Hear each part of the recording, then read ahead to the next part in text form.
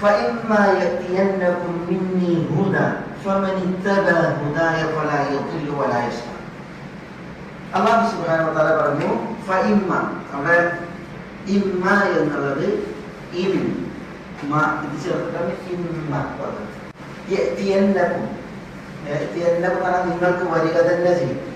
യഅതിയന്ന വരിക തന്നെ ചെയ്യും നിങ്ങൾക്ക്. അതിന് മുമ്പിൽ ഇമ്മ നിങ്ങൾക്ക് വരികയായാൽ എന്നാണ്. ആയാൽ എന്നാണ് ഈ മാ അവിടെ വ്യാകരണ പ്രകാരം സായിദത്ത് എന്ന് പറയും. വരും എന്നുള്ളത് നമുക്ക് ഉറപ്പിക്കാൻ നിങ്ങൾക്ക് വരികയായാൽ മിന്നി എന്നിൽ നിന്ന് ഹുദൻ ഹുദൻ ഹുദ വരികയായാൽ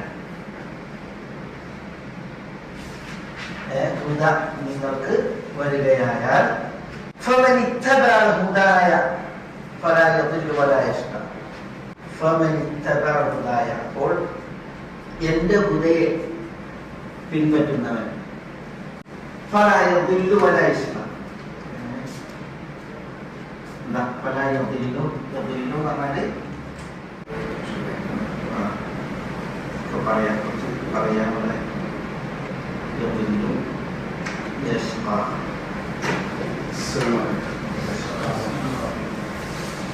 യദുല്ലു എന്ന ബലാലത്തിൽ നിന്നാണ്.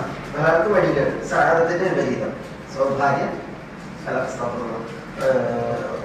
ബലാലത്ത് വഴികൾ ഹുദ എന്നുള്ളതിന്റെ വിപരീതമാണ് ബലാലത്ത്. വല യശ്ഖ, യശ്ഖ എന്നത് ശഖാവത്ത്, സഅദത്തിന്റെ വിപരീതം. സഅദത്ത് സൗഭാഗ്യം, ശഖാവത്ത് ദൗർഭാഗ്യം. അപ്പോൾ ഫഇമ്മ യഅതിയന്നകും മിന്നി ഹുദ, എന്നിൽ നിന്നുള്ള ഹുദ നിങ്ങൾക്ക് വരും.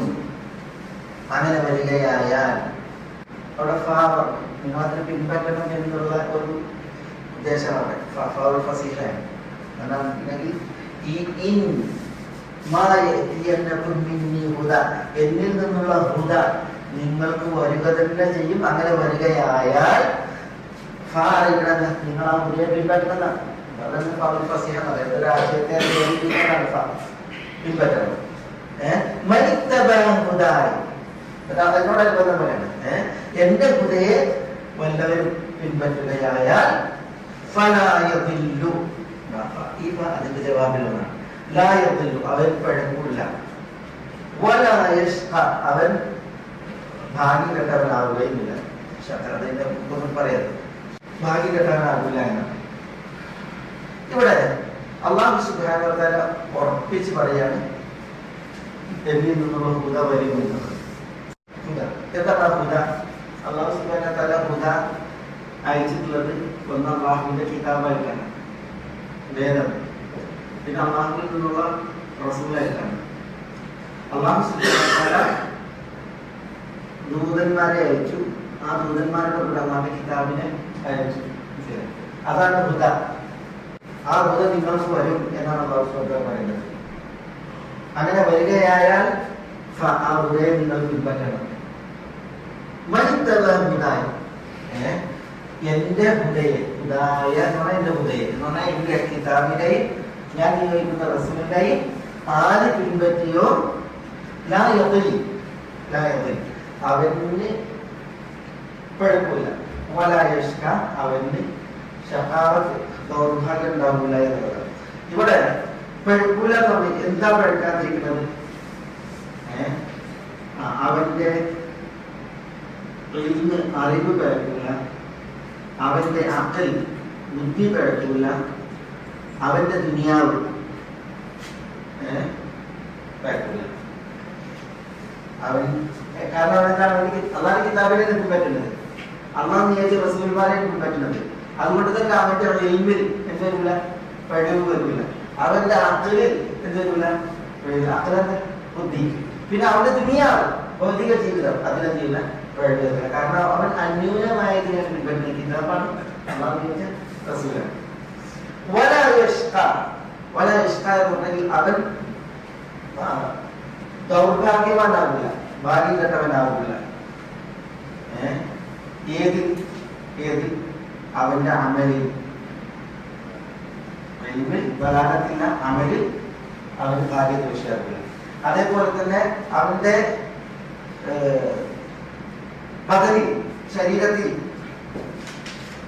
അവൻ ഭാഗ്യദോഷം വരില്ല. പിന്നെ അവന്റെ ആശ്രയത്തിൽ അവന് ഭാഗ്യപ്പെട്ട ജീവിതം ഉണ്ടാവില്ല. ഇതിന് നേരെ എതിരില്ല. ബലാലത്ത് എവിടെയാണ്? ബലാലത്ത് ഉണ്ടാകുന്നത് എവിടെയാണ്? റെയിൽവേ, അഖില്, ദുനിയാവ്. ഷഖാവത്ത് നമുക്കുണ്ടെങ്കിൽ അതിനാണ് ഷഖാവത്ത് ഭാഗ്യദോഷമാണ്, ദൗർഭാഗ്യം. അവന് ഭാഗ്യക്കേട് ഉണ്ടാവില്ല. ഇവിടെ അവന്റെ അമലിൽ, കർമ്മത്തിൽ, അവന്റെ ബദൻ ശരീരത്തിൽ, അവന്റെ ആഖിറത്തിൽ, പരലോകത്തിൽ. പണ്ഡിതന്മാരതിൽ പറഞ്ഞ ഒരു ആയത്ത്. എപ്പോഴാണ് ലാ യദില്ലു വലാ യഷ്ഖ മനിത്തബ ഹുദായ എന്ന് പറഞ്ഞിട്ടുണ്ടെങ്കിൽ ഇതാണ് സന്മാർഗം.